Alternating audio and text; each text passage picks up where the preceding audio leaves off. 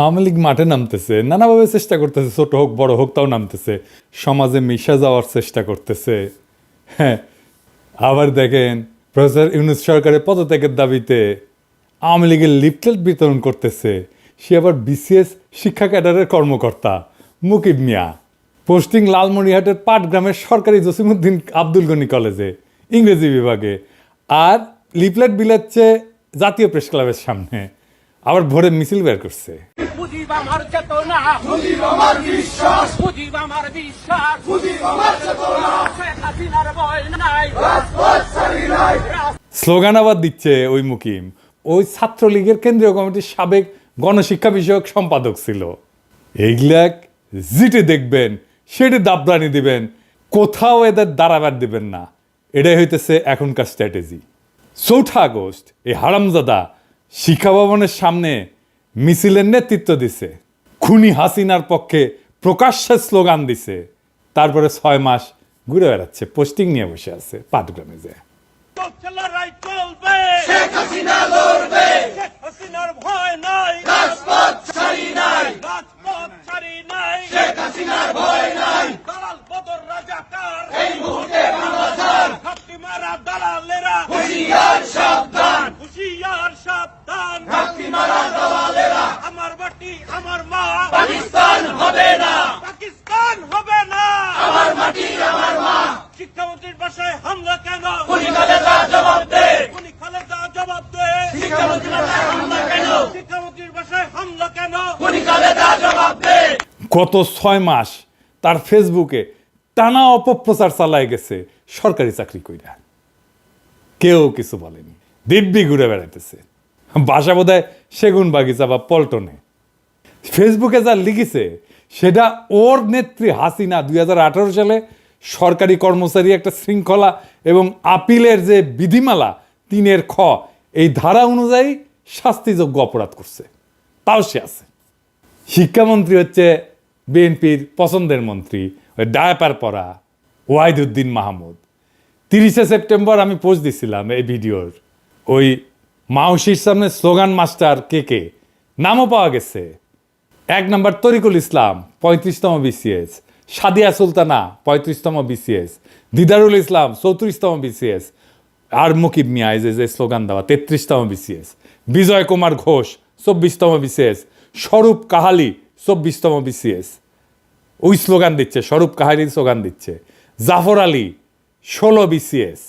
ওই এই প্রোগ্রামের মূল আয়োজক মনিরুল ইসলাম 24 BCS, doctor Enamul Haque 24 BCS. এরা কে কোথায় আমরা জানতে চাই। এই ভিডিওর কমেন্ট বক্সে লিখে দিবেন কে কোথায় আছে জানেন কিনা, তারপরে ওদের ধরেছি। আর ডায়াপার পড়া শিক্ষা উপদেষ্টা এইগুলো যদি চাকরির থাকে তাইলে কলে তোমার খবর আছে কয়ে দিচ্ছি, ডায়াপার টেনে খুলে ফেলবো।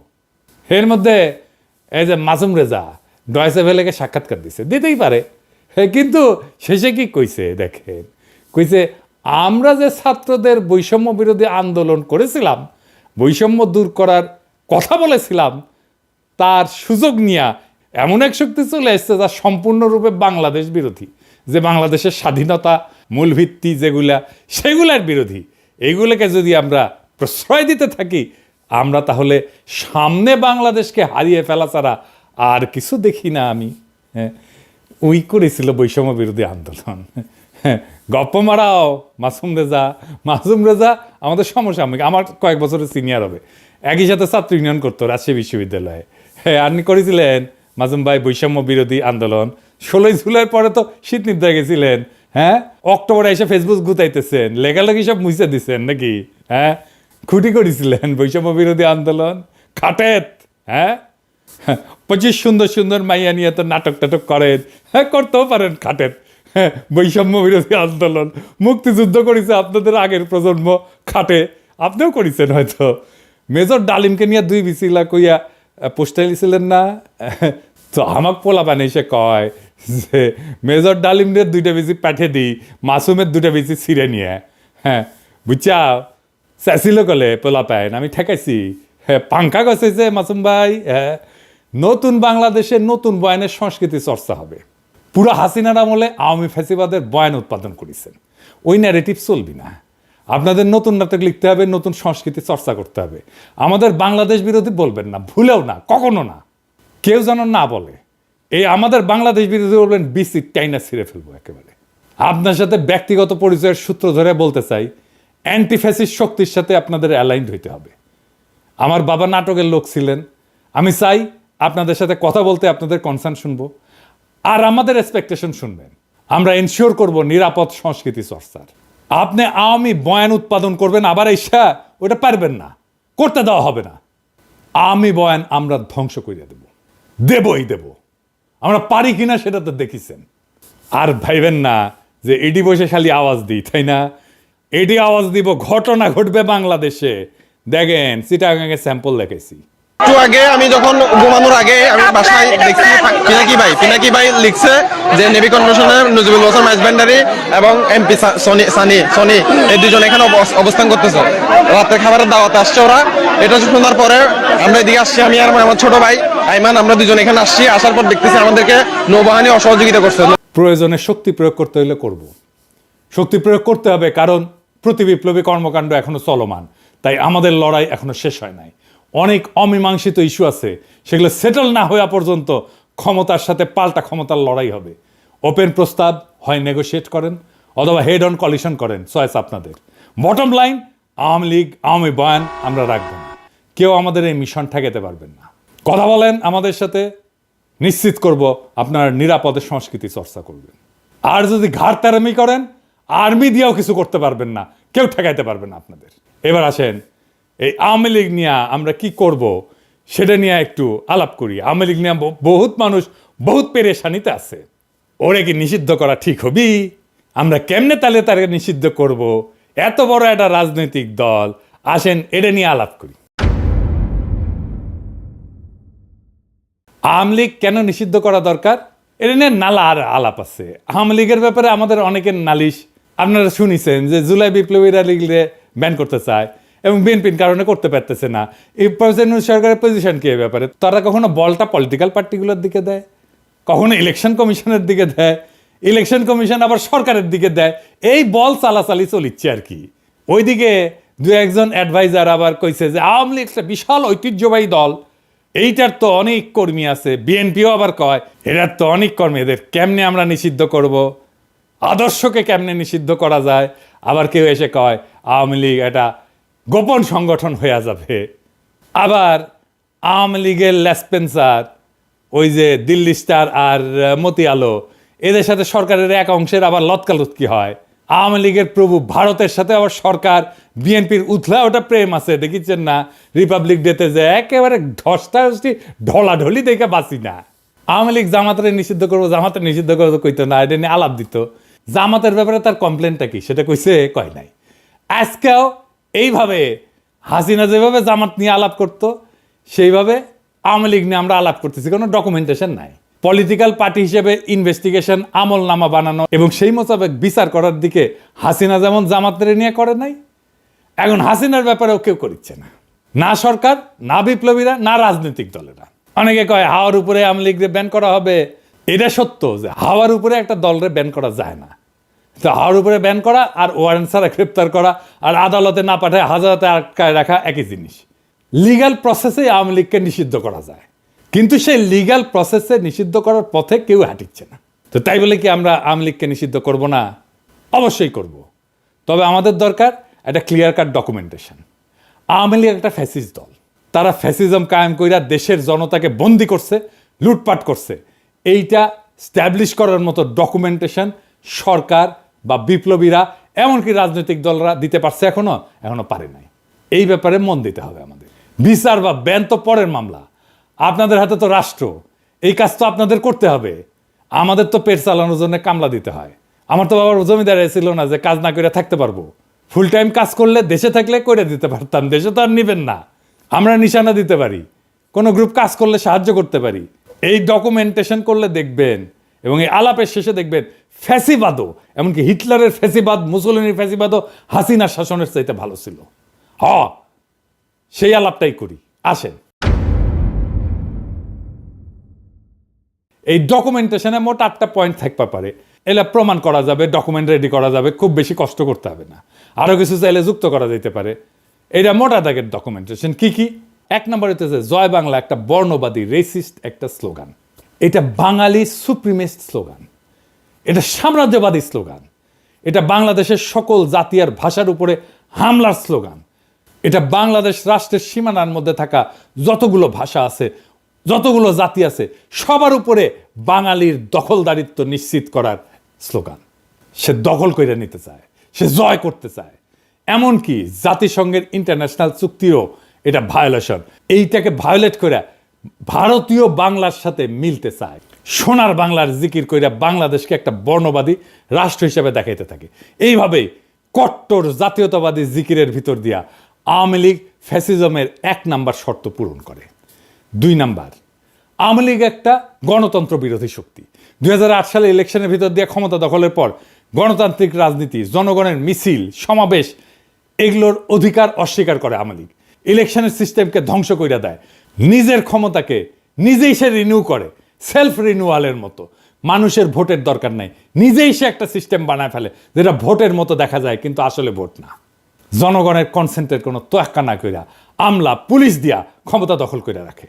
এমনকি এটা আওয়ামী লীগের জন্য নতুন ঘটনা না। 1973 সালের ইলেকশনেও ভোট ডাকাতি করছে, অপোজিশনের ক্যান্ডিডেটকে কিডন্যাপ করছে, এই ইতিহাস আওয়ামী লীগের আছে। এবং তারপরে 1975 সালে সমস্ত পলিটিক্যাল দলকে ব্যান কইরা বাকশাল বানায় মুজিব নিজেকে বাদশাহ, আজীবনের রাজা, প্রেসিডেন্ট ঘোষণা করছিল। হাসিনা যে শেখ মুজিবের এই বাকশাল থেকে বাইর হয়ে আসছে তা না, নামটা দেয়নি বাকশাল, কিন্তু এটা করছে ডাবল বাকশাল। বাকশালের পক্ষে মিডিয়ায় কলাম লেখা হয়েছে, বই ছাপা হয়েছে, হাসিনার বুদ্ধিজীবীরা এই বই ছাপাইছে, কলাম লিখছে। নিজেদের শাসক বাছাইয়ের যে নাগরিকদের এখতিয়ার, সেটা ডাকাতি কইরা আওয়ামী লীগ ডেমোক্রেটিক কমিটমেন্টকে অস্বীকার করছে। এবং জাতিসংঘের যে মানবাধিকার কনভেনশন, যেটার একটা অন্যতম প্রধান বৈশিষ্ট্য হচ্ছে ভোট দেওয়ার অধিকার, সেইটা কায়রা নিছে। ওইটা ভেঙ্গা ফ্যাসিজমের আর একটা শর্ত পূরণ করছে। 3 নাম্বার, মানুষের বিবেকের স্বাধীনতা এবং ক্ষমতার সরকার রাষ্ট্রের ব্যাপারে নাগরিকদের অমত দেওয়ার যে এখতিয়ার, সেটা রদ করে দিছে আওয়ামী লীগ। আওয়ামী লীগের ক্ষমতা এবং সরকারের বৈধতা নিয়ে প্রশ্ন করাকে রাষ্ট্রদ্রোহিতা বলছে এবং রাষ্ট্রের বিরুদ্ধে ষড়যন্ত্র হিসেবে দেখাইছে এবং দেখাইয়া নাগরিকদের জেলে ঢুকাইতো শেখ হাসিনার আওয়ামী লীগ। ফলে হাসিনার শাসনের এখতিয়ারকে প্রশ্ন করার মতো কোনো মিডিয়াকেও থাকতে দেয় নাই। সমস্ত মিডিয়াকে সরকারি প্রোপাগান্ডা মেশিন বানায় তুলছিল হাসিনা এবং নিজেদের ডেফিনেশনের উন্নয়নের মিছা কথা প্রচারে রাষ্ট্রের সকল দপ্তর এবং বেসুমার টাকা পয়সা ঢালছিল তারা। এমনকি প্রাইভেট প্রতিষ্ঠান যেমন মোবাইল কোম্পানিগুলোকে বাধ্য করছিল তাদের প্রোপাগান্ডা প্রচারে। 4 নাম্বার, হিটলারের একটা বাহিনী ছিল, গেস্টাপো বাহিনী। ওই রকম বাহিনীর মতো এজেন্সি বানায় হাসিনা জনগণকে বন্দি করছে, যখন খুশি যে কাউকে তুলে নিছে, টর্চার করছে। তার তো জেল ছিলই, যাদেরকে সে জেলে নিতে পারবে না তাদেরকে আনরেজিস্টার্ড জেলে ঢুকায় রাখছে দিনের পর দিন। হরদম গুমফুম চালাইতে থাকছে হাসিনার এজেন্সিগুলা। বিদেশে যে সমস্ত বাংলাদেশি হাসিনার এই টর্চার, গুমখুন, বৈধতা নিয়ে প্রশ্ন করছে, তাদের দেশে থাকা আত্মীয় স্বজনদেরকে জেলে ঢুকাইছে এবং গুমের হুমকি দিয়া বিদেশে থাকা অ্যাক্টিভিস্টদের থামানোর চেষ্টা করছে হাসিনা। এমনকি দুধের শিশুকেও জেলে আটকাইয়ে রেখা তার বাপ মাকে ব্ল্যাকমেল করছে, বাচ্চাকে খাইতে না দিয়া তার বাপ মাকে বাধ্য করার মতো কাম করছে হাসিনার এই এজেন্সি। 5 নাম্বার, রাষ্ট্রের সকল দপ্তরকে দখলের মধ্যে দিয়া সরকারের প্যারাল কোনো প্রতিষ্ঠান থাকতে দেয় নাই হাসিনা। গুড গভর্নেন্স মানে তার একটা শর্ত আছে। এই গুড গভর্নেন্সের শর্ত হিসেবে সরকারকে চেক দিতে justice system, election commission, local government, parallel প্রতিষ্ঠান বানায় ব্যালেন্স অফ পাওয়ারের স্ট্রাকচার দাঁড় করানো দরকার। পাবলিক সার্ভিসে নিজ দলের কর্মীদের ঢুকেছে। বায়োডাটা নিয়ে যাই কিংবা যখনই যাদের প্রশ্ন করি যে এই ব্যক্তি এরা সুযোগ্য, উনি জিজ্ঞেস করেন এরা কি ছাত্রলীগ করেছে। পুলিশকে দলের একটা আলাদা শাখা বানাইছে, আমরা বলতাম পুলিশ লীগ। পুলিশের মধ্যে আওয়ামী লীগের কর্মী ঢুকাইছে, দলে দলে, 1-2 না। ইলেকশন কমিশনকে দলের এজেন্ট বানাইছে। এমনকি আদালতও হাসিনার অধীনে একটা দপ্তর হয়ে গেছে। দলের লোকজনের দেদারসের জজ বানাইছে, হাসিনার হুকুম না মানা জজদের খেদায় দিছে।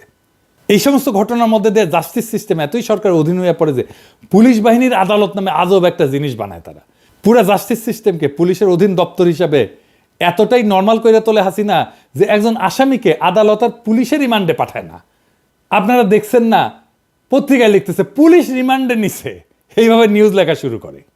রিমান্ডে তো পুলিশ নিতে পারে না, রিমান্ডে আদালত পাঠায় পুলিশের কাছে, কিন্তু মিডিয়া লেখে পুলিশ রিমান্ডে নিছে, মানে রিমান্ডে নেওয়ার অধিকার দায়িত্ব এটা নাকি পুলিশের। কি চমৎকার জাস্টিস সিস্টেম। 6 নাম্বার, ফ্যাসিজমের জন্য আদি ইতিহাসের দিকে তাকাই, তাহলে দেখব যে ফ্যাসিবাদের মূল যে তাত্ত্বিক মুসোলিনি ইটালির, তার সাথে হাসিনার আওয়ামী লীগের আরেকটা মিল আছে। মুসোলিনি ক্ষমতা ধরে রাখতে পারতেছিল না এবং সেই জন্য হিটলারের কোলে উঠা নাজি প্রোটেকশনের ক্লায়েন্ট হয়েছিল। একই ফর্মুলায় হাসিনাও ক্ষমতা ধরে রাখতে পারতেছিল না, সে ইন্ডিয়ার কোলে উঠা ইন্ডিয়ার প্রোটেকশনের দখলে রাখছিল বাংলাদেশ। 7 নাম্বার, ফ্যাসিজমকে যদি সাকসেসফুল করতে হয় তাহলে পাবলিক এডুকেশন সিস্টেমে পুরোটা দখল করিয়া মগজ ধোলাই করিয়া দরকারি নাগরিক মন বানাইতে হয়। এই ব্যাপারে হাসিনার তো চেষ্টা তোর অন্ত ছিল না। পাঠ্য বই সিলেবাস নিয়ে সে কি করছে সেটা তো দেখছেন। নাগরিকদের মগজ ধোলাই করতে, নয়া জেনারেশনের মন বানাইতে ফ্যাসিজমের দরকার হয় আইকন, রেটরিক, ন্যারেটিভ। হাসিনার ফ্যাসিজমের আইকন হিসেবে তাই সে এবং তার বুদ্ধিজীবীরা তার বাপের ছবি মূর্তিতে সয়লাভ করে ফেলে সারা দেশ। মূর্তিতে চুমা দেওয়া, সালাম করা, প্রণাম করা, এইটা শুরু হয়ে যায়। হাজার হাজার কোটি টাকা জনগণের টাকা আর জায়গা খরচ করে হাসিনা শেখ মুজিবের মূর্তি আর ছবি বসাইতে থাকে। আর রেটরিক ন্যারেটিভ হিসেবে মুক্তিযুদ্ধের চেতনা, সোনার বাংলা, রাজাকার, আলবদর, পাকিস্তানি অত্যাচার, এই সমস্ত বয়ান তৈরি করে। শেখ মুজিবের বক্তৃতা, উন্নয়নের গান বাজাইতে থাকে হরদম। হাসিনার প্রোপাগান্ডা মিডিয়া এমনই নির্লজ্জ যে পদ্মা ব্রিজের মধ্যে একটা ব্রিজ, একটা স্ট্রাকচার, পদ্মা ব্রিজ বানানো নাকি মুক্তিযুদ্ধের সমান একটা ঘটনা। চিন্তা করেন। আর এই পুরা প্যাকেজ ঢুকানো হয় টেক্সট বুকে। বাচ্চাদের স্কুল জিন্দেগি পুরাটাই কাটাইতে বাধ্য করা হয় এই আইকনোগ্রাফি আর বয়ানের ভিতরে। এইগুলো যাতে পুরাপুরি মেমোরিতে ঢুকানো যায়, বাধ্য হয় সবাই মেমোরিতে ঢুকাইতে, সেই দরকারে সমস্ত স্কুল, কলেজ, পরীক্ষা, এগুলো থেকে চাকরির পরীক্ষা তো প্রশ্ন করা হয় এখান থেকে। এমনকি অঙ্কের মতো একটা হার্ডকোর সায়েন্সের ভিতরে শেখ মুজিবকে নিয়ে অঙ্ক করায় হাসিনা। 8 নাম্বার, ফ্যাসিবাদের আর একটা মস্ত নিশানা হইল নিজের পপুলারিটি দেখানো। এটা অবশ্য সেটা দেখানোই, পপুলারিটি থাকার মামলা না। এইটা করার জন্য তারা প্রায় ইলেকশনের বাহানা করে, ইলেকশনের মতো একটা সিস্টেম করে। ঠিকঠাক ইলেকশন দিতে পারে না, কারণ ফ্যাসিজমে তো হারার কোনো আইডিয়া নাই। ইলেকশনে হাইরা ক্ষমতা ছাড়ার ব্যাপারই নাই, ফ্যাসিজমে থাকা সম্ভবই না। আমরা খেয়াল করলে দেখব শেখ মুজিবুর রহমানের 1973 ইলেকশন, হাসিনার 2014 ইলেকশন, 18 ইলেকশন, 24 ইলেকশন, সমস্ত ইলেকশন স্রেফ বাহানা। এটাকে বলা যায় সেলফ রিনিউয়াল। আমি কইছিলাম হাতমারার নির্বাচন, নাগরিকদের ক্যান্ডিডেট হওয়া বা ভোট দেওয়ার ঘটনা ছিল না মোটেই। আর এই কামে তারা রাষ্ট্রের সকল দপ্তর দখল কইরা পুলিশ, আমলা, প্রশাসন সবকিছু দিয়া এই বাহানা বাস্তবায়ন করছে। ফ্যাসিবাদের যে ক্লাসিক এক্সাম্পল, সেই ক্লাসিক এক্সাম্পলের এই অভিজ্ঞতাগুলো হাসিনা আমাদেরকে দিছে। কিন্তু বাংলাদেশের এই লোকাল ফ্যাসিজমের বাকশালের আরো কিছু নিশানা আছে যেগুলা ক্লাসিক ফ্যাসিজমের বাড়তি, মানে মুফতে পাইছি, বেশি পাইছি আমরা। হাসিনা তো ফ্যাসিজম দিছে, ফ্যাসিজমের বাইরেও আরো কিছু দিছে। কি সেটা? সেই কারণে হাসিনার ফ্যাসিজমটা আদতে হিটলারের ফ্যাসিজমের চাইতেও খারাপ। কেমনে সেটা দেখি। ধরেন ফ্যাসিজমকে যদি আমরা একটা রাজনৈতিক মতবাদ হিসেবে দেখি, সেটার একটা তাত্ত্বিক এবং প্র্যাকটিশনারের নাম হচ্ছে মুসোলিনি, ইটালির, এবং তারপরে হিটলার। তাহলে দেখব যে নিজের দেশ নিয়ে তাদের কিছু ভাবনা ছিল, তাদের একটা বিশাল একটা জাতীয়তাবাদী ইগো ছিল, অহংকার ছিল, একটা ইকোনমিক জার্নি ছিল। মুসোলিনি বা হিটলার দেশের জিডিপি বাড়াইতে মন দিছে। তাদের জুলুমের একটা বড় জমিন ছিল ন্যাশনাল ক্যাপিটাল এবং প্রোডাকশন। প্রথম বিশ্বযুদ্ধের পরে মাত্র কয়েক বছরের মধ্যে তারা ন্যাশনাল প্রোডাকশনকে এমন জায়গায় নিয়ে গেছিল, একটা বিশাল বড় জায়গায় নিয়ে গেছিল। এই কাজে তারা কনসেন্ট্রেশন ক্যাম্পের বন্দীদের শ্রম ইউজ করছে, কিন্তু নিজের দেশের উন্নয়ন, নিজের দেশের উন্নতি তারা প্রচুর করছিল। তাদের একটা বর্ণবাদী গর্ব ছিল যে তারা দেশের জন্য অনেক কাজ করছে। কিন্তু হাসিনা বা মুজিব বাংলাদেশের মানুষকে ঘেন্না করত। তাদের গর্ব হইল তারা বাগদাদ থেকে আসছে। তারাও বর্ণবাদী, কিন্তু এই বর্ণবাদ দেশ বা দেশের মানুষ নিয়ে গর্ব করা না, বরং ঘেন্না করা। এখানে কইতে পারেন যে জিয়া রহমানের দলও তো জাতীয়তাবাদী, ন্যাশনালিস্ট। তাহলে জিয়ার দলের সাথে মুজিবের দলের এই ন্যাশনালিজমের মধ্যে কি তফাৎ? আসেন এটা একটু বুঝে দেখে, এটা খুব চমৎকার একটা বিষয়। হাসিনা বা শেখ মুজিব বাংলাদেশের মানুষকে ঘেন্না করত। তাদের গর্ব হইল তারা বাগদাদ থেকে এখানে আসছে। তারা বর্ণবাদী, কিন্তু এই বর্ণবাদ দেশ বা দেশের মানুষকে নিয়ে গর্ব করার মধ্যে বর্ণবাদ না, বরং ঘেন্না করার মধ্যে বর্ণবাদ। আর জিয়াউর রহমানের জাতীয়তাবাদ, এটা জাতীয়তাবাদ, কিন্তু এটা দেশের মানুষকে নিয়ে গর্ব করার জাতীয়তাবাদ, ঘেন্না করার জাতীয়তাবাদ না।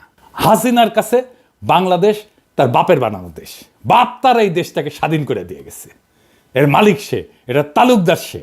এখানে হাসিনা আওয়ামী লীগ এখানে ডাকাতি করবে, কামাই করবে, তারপর পয়সা পাচার করে দেশের বাইরে নিয়ে যাবে। এই দেশ তো তার না, এই দেশে সে দয়া কইরা থাকে। এই কারণে হাসিনার বাকশালে শিল্প উৎপাদন এগুলো লাফায় লাফায় বাড়েনি মুসলিন হিটলারের মতো। জাতীয় সম্পদ মজবুত হয়নি, বরং কমছে।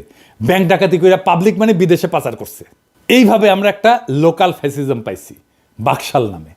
এইটা শাসনের পদ্ধতি হিসেবে ফ্যাসিবাদ, কিন্তু রাজনৈতিক মতবাদ হিসেবে ফ্যাসিজমের যে একটা কট্টর ন্যাশনালিস্ট একটা দেমাগ অহংকার থাকে সেটা নাই, সেটা গড় হাজির।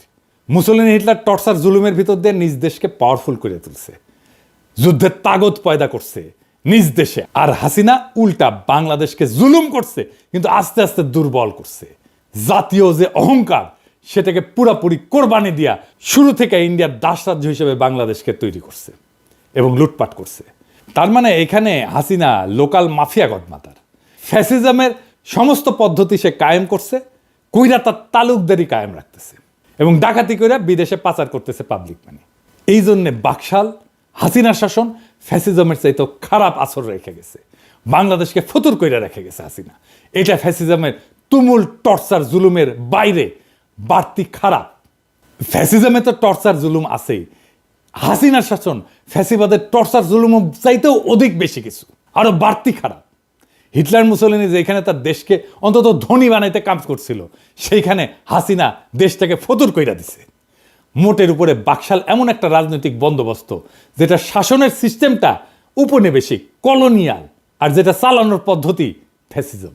এই জন্যই নতুন রাজনৈতিক বন্দোবস্ত কথাটা আসছিল। এখন বলেন, নির্বাচন দিলে কি দেশটা ঠিক হবে? আর হবে না। বাংলাদেশের সমস্যা নির্বাচনে কাটবে না। এই আওয়ামী লীগকে রাজনীতি করতে দেওয়া উচিত। যারা আওয়ামী লীগকে রাজনীতি করতে দিতে বলে তারা কি আদৌ রাজনীতি বোঝে? তার মানে রাজনৈতিক বন্দোবস্তটা আমাদের জন্য কত জরুরি দেখেন। পুরো সিস্টেমের খোল নলসে পাল্টাই দিতে হবে। এটা পাল্টাই দিতে না পারলে বাংলাদেশকে ফতুর হওয়া থেকে বাঁচাইতে পারবেন না। ওই একইভাবে বাংলাদেশের সম্পদ লুট হয়ে যেতে থাকবে। এটা থেকে মুক্তির জন্যেই জুলাই অগাস্ট বিপ্লবে আমাদের ছাত্ররা, আমাদের সন্তানেরা রক্ত দিছিল। ওইটাকে সফল করে তুলতে হলে বাংলাদেশ রাষ্ট্রের আমূল সংস্কার ছাড়া কোনো উপায় খোলা নাই আমাদের হাতে। ওই রাস্তায় আমাদের যাইতেই হবে, ওটাই আমাদের পথ এবং সেই পথে আমরা হাঁটবো।